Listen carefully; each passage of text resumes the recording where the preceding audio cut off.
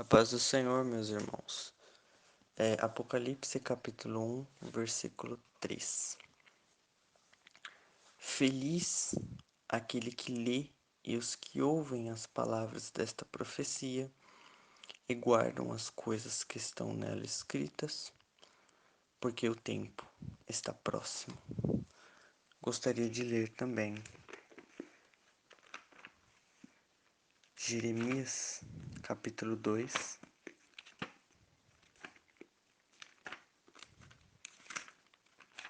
onde está escrito: E veio a mim a palavra do Senhor, dizendo: Vai e clama aos ouvidos de Jerusalém, dizendo: Assim diz o Senhor: Lembro-me de ti, da piedade da tua mocidade e do amor do teu noivado, quando me seguias no deserto, em uma terra que não se semeava. Israel, santidade para o Senhor, e as primícias da sua novidade, todos os que o devoravam eram tidos por culpados. O mal vinha sobre eles, diz o Senhor.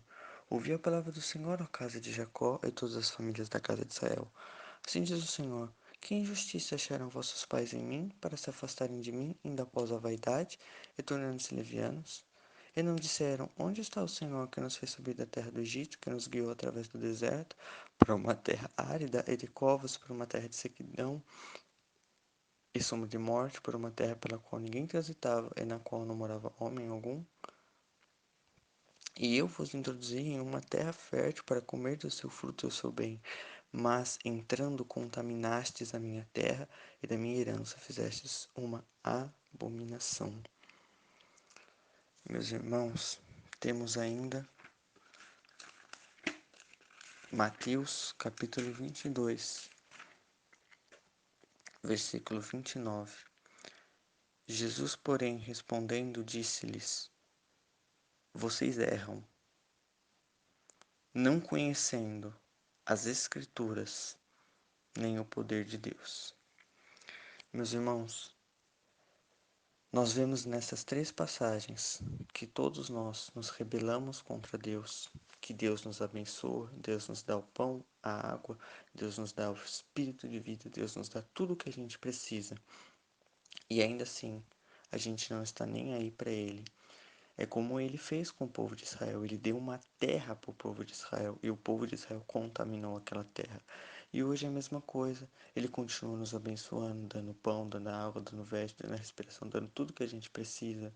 E a gente continua nem sequer se importando com Ele.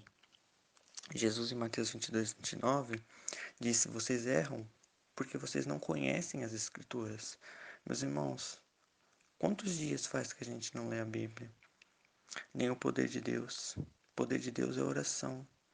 Quantos dias faz que a gente não ora? Que a gente não estuda as Escrituras? Estudar as Escrituras não é você abrir a Bíblia em um versículo, você está com a Bíblia fechada, você abre, lê um versículo e fecha. Não é assim. Estudar as Escrituras, meus irmãos, é fazer o que está escrito em João 5:39. Examinais as Escrituras. Não é ler, é examinar. Examinar não é uma leitura superficial. Examinar é você ler minuciosamente e, claramente, não ler um versículo apenas. Examinais as Escrituras, porque vós cuidais ter nelas a vida eterna. Então, ou seja, as Escrituras mostram a vida eterna. Ela é necessária para a nossa salvação. João 5:39. E são elas que de mim dão testemunho. O próprio Jesus está dizendo que a Bíblia aponta para Ele, que nós somos dele, que nós precisamos dele, que nós não podemos nos rebelar contra Ele, que nós precisamos estar firmes em oração, em louvor, em adoração, em leitura e estudo da palavra do Senhor, continuando adorando ao Senhor, continuando louvando a Deus, continuando praticando os ensinamentos de Deus, para que assim possamos ser salvos. Não nos esqueçamos de que Jesus, em Lucas 13, versículo 5, diz: Não vos digo, antes, se não vos arrependerdes, todos de igual modo perecereis.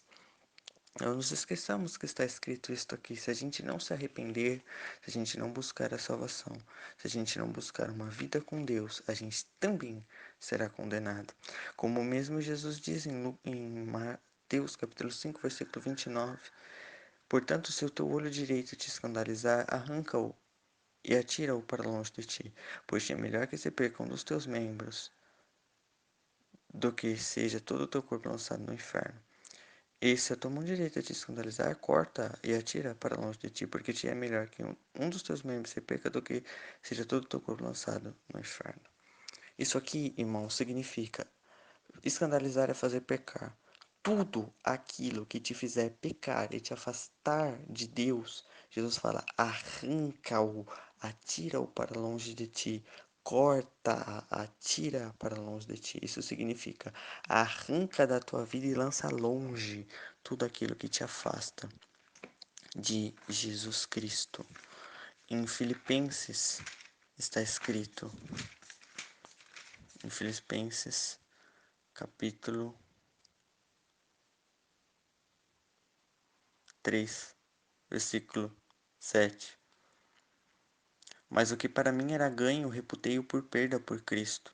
E na verdade tenho também por perda todas as coisas, pela excelência do conhecimento de Cristo Jesus, meu Senhor, pelo qual sofri a perda de todas essas coisas e as considero como escória, para que possa ganhar a Cristo. Então, meus irmãos, sigamos o que é bíblico em oração e nas Escrituras. E aí sim é o que Jesus fala aqui em João 15, 7. Se vocês estiverem em mim, preste atenção na condição. Se é um termo de condição. Se vocês estiverem em mim e as minhas palavras estiverem em vocês, pedireis tudo o que quiserdes e vos será feito. Bem, João 15, 7 é bem claro. Para que os nossos pedidos sejam aceitos, nós precisamos ter uma vida reta com Deus.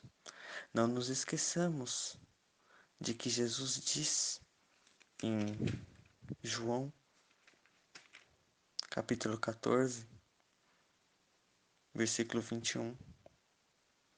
Aquele que tem os meus mandamentos e os guarda, esse é o que me ama.